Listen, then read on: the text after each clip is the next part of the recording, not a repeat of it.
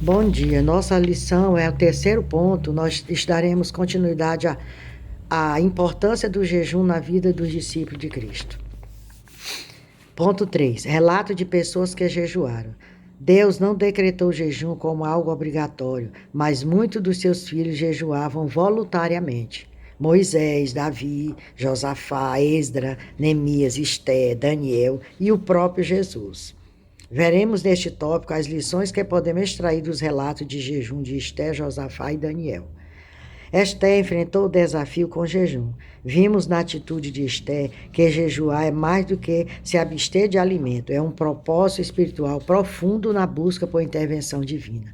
Esté pediu aos judeus da cidade de Susa que jejuasse por 3 dias, e eles assim fizeram. O propósito daquele jejum foi pela sua ida até a presença do rei Assuero para pedir a intervenção dele diante do decreto de morte aos judeus imposto por Ramã. Ramã usou do cargo que ele tinha muita raiva dos judeus. Então, ele era abaixo do rei, ele tinha um poder muito grande. E ele decretou, selou o decreto, publicou, e ali seria a morte de todos os judeus. E quando Esté ficou sabendo pelo seu tio Mordequeu, ela não poderia se apresentar na presença do rei se não tiver, sem ser chamada, porque se assim o fizesse, ela morreria. E aí, o que ela fez? Ela decretou, vamos, jejum em todos os judeus, 3 dias e 3 noites. E assim o fizeram, para que ela pudesse se apresentar diante do rei. E os de Josafá? Josafá buscou a Deus com oração e jejum. Os exércitos amonitas e moabitas, além de alguns outros, ameaçaram o reino do sul. Com a união desses povos, o exército inimigo tornou-se bem superior ao reino do sul. O receoso Josafá orou, buscou a ajuda de Deus e decretou um jejum nacional. O povo de todas as cidades de Judá se uniu para buscar a ajuda do Senhor. Josafá, diante do cerco dos inimigos, voltou-se para Deus que o socorreu. Observe que Josafá, ele tinha um exército, mas os inimigos dele se juntaram e formaram um exército maior. E aí o que ele fez? Colocou o povo para jejuar, porque também eles estavam em pecado, eles tinham que estar puros para enfrentar. Mas ele lembrou-se que Deus estava ali para o socorrer. E o jejum surgiu efeito porque Deus socorreu Josafá e seu povo.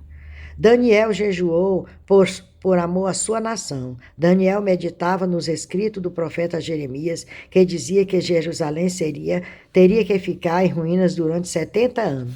Mesmo morando em palácio, Daniel não se esqueceu da sua origem e costumava amar o seu povo. Então ele recorreu ao Senhor Deus, orou com dedicação e sinceridade, vestiu-se de pano de saco e jejuou sobre cinza, derramado o coração e abrindo a alma para Deus. A ruína de Jerusalém levou o profeta à angústia de alma, que ele expressou a Deus com jejum e oração. Daniel, ele tinha sido levado pelo reino da Babilônia. Ele estava lá preso, mas ele não se esqueceu do seu povo. Pela profecia de Jeremias que ele leu ali, o seu coração se entristeceu, ele sentiu dor por saber que a sua nação seria destruída. E ali ele fez um propósito. A oração é propósito, não é barganha, é você se colocar na brecha para que Deus venha ao seu encontro, lhe socorrer. Não é dizer, e fortalece o nosso espírito. É o fortalecimento também do espírito. Conclusão. Então, aqui eu aprendi que jejuar é mais do que se abster de alimento, é um propósito espiritual profundo na busca por intervenção divina. Conclusão. Em tempo de tantas ocupações, que o Espírito Santo nos ajude a priorizar em nosso viver momentos de oração e jejum, como expressão de um sincero interesse em buscar primeiro o reino de Deus. Nossa dependência completa da graça do Senhor, buscar aguçar nossa sensibilidade espiritual, procurar conhecer e receber mais do Senhor e o desejo em exercitar a autodisciplina. Olha só o que é o jejum.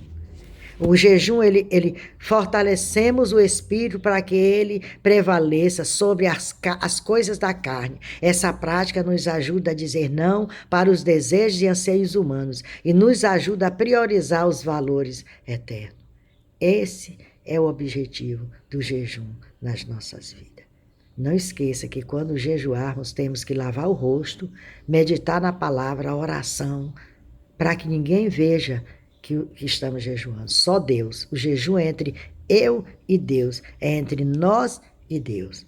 Que você venha meditar na palavra de hoje e venha tirar o dízimo do seu tempo para ler a palavra do Senhor. Que Deus nos abençoe, nos guarde, dê uma semana abençoada para todos vocês. Muito obrigado por compartilhar meus vídeos, por assistir meus vídeos, que você está propagando a mensagem de salvação.